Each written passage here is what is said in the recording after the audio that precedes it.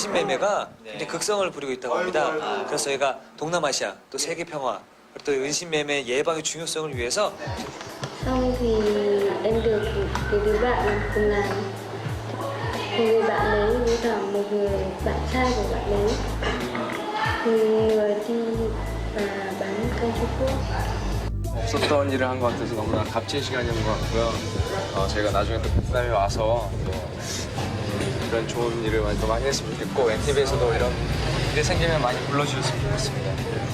너무 재밌었어요.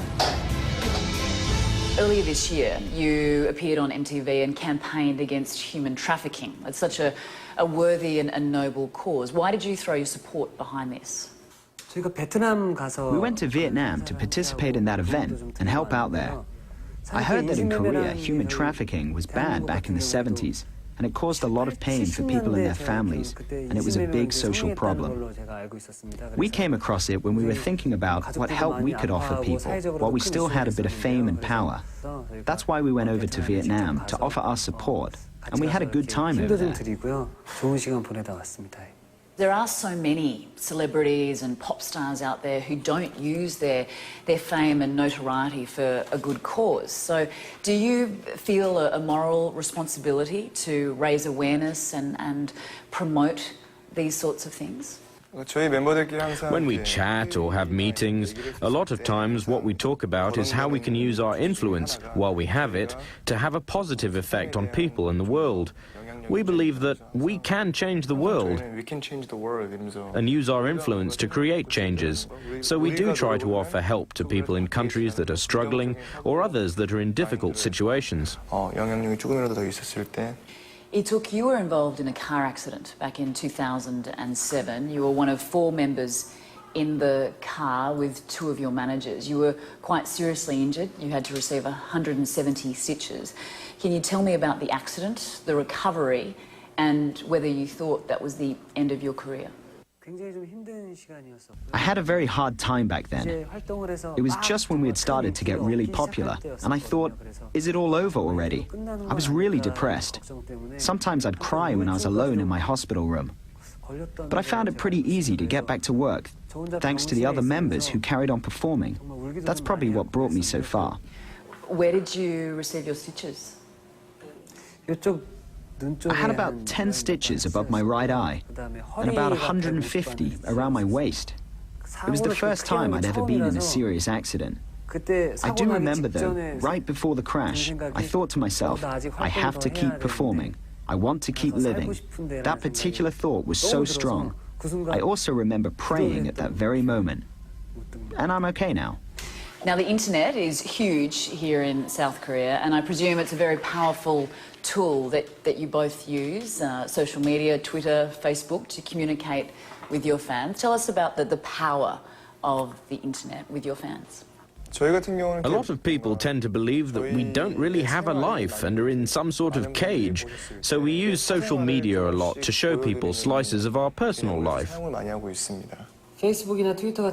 We don't really have much opportunity to communicate with our fans across Asia, since we only do a tour around the region once every 6 months or so. So to keep up with the conversation with our fans, it's great to use outlets like Twitter. By uploading messages there, our fans can see how we're doing, and we can also see how they're doing. At the other end of the spectrum are these anti-fans. Cyberbullying is a big problem in South Korea, I believe, and there have been some extreme cases where people who've been the target of hate campaigns have actually gone and committed suicide. How do you deal with these anti-fans? In terms of anti-comments, I don't think it's all that bad. I see it as another form of interest in us. In the beginning, it was rough reading those comments, but after a while, I started to realize that they are, in a way, just a different type of fan showing interest. I'd like to say that I actually enjoy it. If I didn't and kept focusing on it, then it becomes too hard to control. Fans and anti-fans can coexist, and there are things we can learn from those anti-fans. There are times when they make me realize my faults, and I try to make improvements. But does it ever get under your skin and make you upset? 가장 마음이 아플 때는 Of course it does. I'm only human. It's okay when it's about me. But when it becomes something about my family or the other members of the group, then it gets pretty hurtful. But now, I'm really enjoying it, to the extent in which I'll actually go up to the anti-sites and run a search on myself and see what they're saying.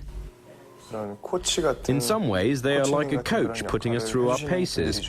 We are able to make improvements because of people like them, and we have no choice but to get better for that very reason. 악성 댓글이 너무 많으면 When there are too many anti-comments, we get online and counter them. Not you. You. Do you think there will come a time when you'll go your own ways and the band will break up? 많은 아이돌 그룹이 한국의 아이돌 A lot of 그룹이 young groups in 5년을 Korea 넘기지 split up 못하고 without 해체하는 breaking the 경우도 참 5-year mark. 많거든요. 근데 And 왜냐면 usually this was 정말 because, as you just said, it was to go their own way. 자기 But for 길을 Super 가기 위해 Junior, 해체하는 일들이 it was 참 more like we 많은데 all started while we were 슈퍼주니어는 going 데뷔 our own 때부터 ways. 각자의 길들이 어떻게 보면 So I don't think the expression break up really fits Super Junior. I expect the group to stay intact while we all do our own things. And I think the brand value of the group will continue to grow. 더 커질 거라고 예상이 됩니다. Well, Ituk and Siwon, a pleasure to meet you. Thank you. No, for we joining pleasure. Talk Asia. Thank you so much.